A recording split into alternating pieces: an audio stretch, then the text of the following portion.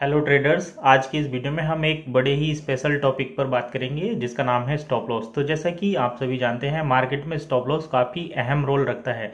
तो stop loss आखिर होता क्या है? जैसे कि जब हम कोई ट्रेड बनाते हैं तो हम सोचते हैं कि हमारा यहाँ से प्रॉफिट शुरू हो जाए और हम उसी डायरेक्शन में अपनी मार्केट को मूव करते हुए या अपनी पोजीशन को मूव करते हुए देखें। लेकिन अक्सर ऐसा नहीं होता। जैसे ही हम परचेज करते हैं, और स्पेशली बिगिनर्स के केस में तो ये होता है कि जब भी वो अपनी मार्केट में कोई ऑर्डर एग्जीक्यूट करते हैं तो तभी मार्केट उनके अपोजिट डायरेक्शन में चलना शुरू कर देता है। तो जब मार्केट हमारे ट्रेड के अपोजिट चलना शुरू करे तो हमें कहाँ पर मार्केट से एग्जिट करना चाहिए, यही टॉपिक है जिसका आज हम यहाँ पर डिस्कशन करेंगे। तो जैसा कि आप सभी जानते हैं, मैक्सिमम हम ये मानते हैं कि हम अपना स्टॉप लॉस अपने फंड के अकॉर्डिंग डिसाइड करेंगे। जैसे कि मैं अगर 30 के कैपिटल या 20 के कैपिटल लेकर मार्केट में ट्रेड करता हूं, तो पर डे अगर मैं 1000 का स्टॉप लॉस डिसाइड करूं तो हर ट्रेड में 1000 रुपये का लॉस लेकर मैं एक मंथ तक अपने कैपिटल को सर्वाइव कर सकता हूं।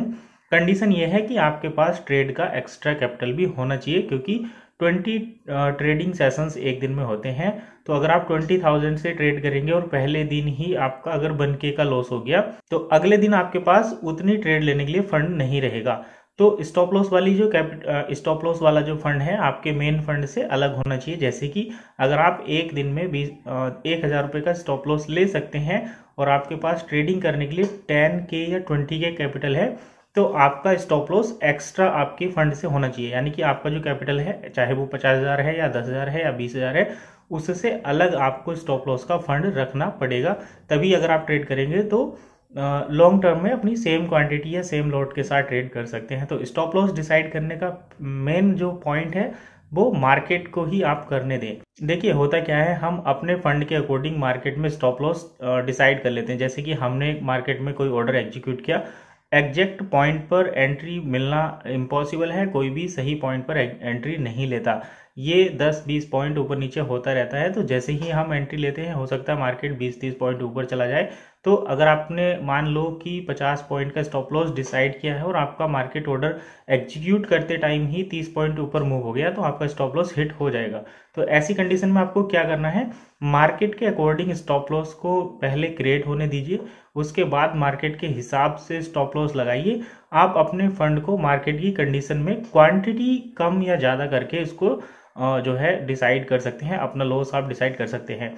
कुछ जो आपने देखा होगा प्रीमियम या फिर बड़े ट्रेडर्स होते हैं, वो कभी भी स्टॉप लॉस नहीं लगाते, क्योंकि मार्केट की वॉलेटिलिटी उनकी क्वांटिटी के हिसाब से प्रॉफिट या लॉस को ज़्यादा मूवमेंट प्रोवाइड करती है।